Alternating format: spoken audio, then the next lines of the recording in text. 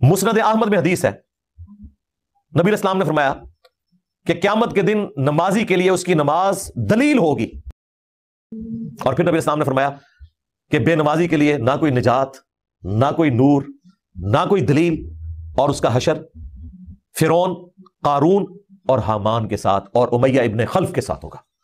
یہاں بنو امیہ سے تو نفرت ہے، یہ نہیں پتا کہ بنو امیہ کا جو ابا تھا نا امیہ، اسی کے نام پہ ہے نا بنو امیہ، اس کے ساتھ تمہارا حشر ہونا ہے اگر تم نے نماز نہ پڑھی، والعیاذ باللہ تعالی۔ پہلی بات یہ ہے کہ مسند احمد کی اس حدیث میں امیہ بن خلف کا نام نہیں بلکہ ابی بن خلف کا نام ہے، لیکن مرزے کے دماغ میں چونکہ بنو امیہ کا لفظ گھسا ہوا ہے اس لیے یہاں بھی اس نے امیہ بن خلف کا نام لے لیا۔ پھر مرزے کا دعویٰ ہے کہ اپلوڈ کرنے سے پہلے ہم ویڈیو اچھی طرح چیک کرتے ہیں پھر اپلوڈ کرتے ہیں، چیک کرتے ہوئے بھی مرزے کو اس چیز کا پتہ نہ چلا۔ مرزے کے انداز میں یوں کہہ سکتے ہیں کہ مرزا چیک کرتے وقت بھی ٹون تھا۔ پھر حدیث بیان کرتے وقت چونکہ مرزا نے امیہ کا لفظ بول دیا تو مرزے کا میٹر گھوم گیا اور بہت بڑی جہالت کا ارتکاب کیا۔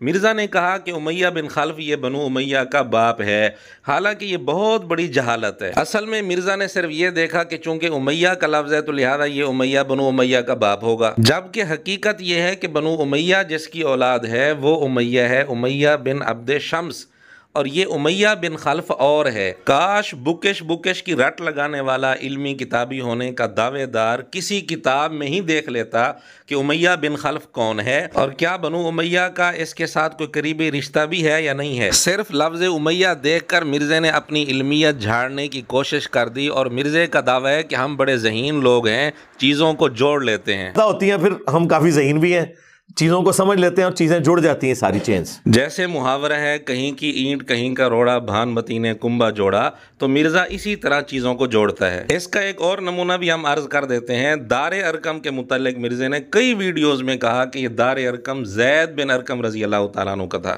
تو کہتا ہے میں کھسکا اور سیدنا زید ابن ارقم کے پاس آیا کہ اے زید آپ تو سابقون الاولون میں سے ہیں، اور دار ارقم انہی کا تھا جہاں نبی علیہ السلام دعوت و تبلیغ کا کام کرتے تھے، شروع کے 10 مسلمانوں میں سے ہیں۔ حالانکہ دار ارقم زید بن ارقم رضی اللہ تعالیٰ عنہ کا نہیں تھا، اور زید بن ارقم رضی اللہ تعالیٰ عنہ شروع کے 10 مسلمانوں میں سے نہیں ہے، یہ تو مدینہ کے رہنے والے ہیں۔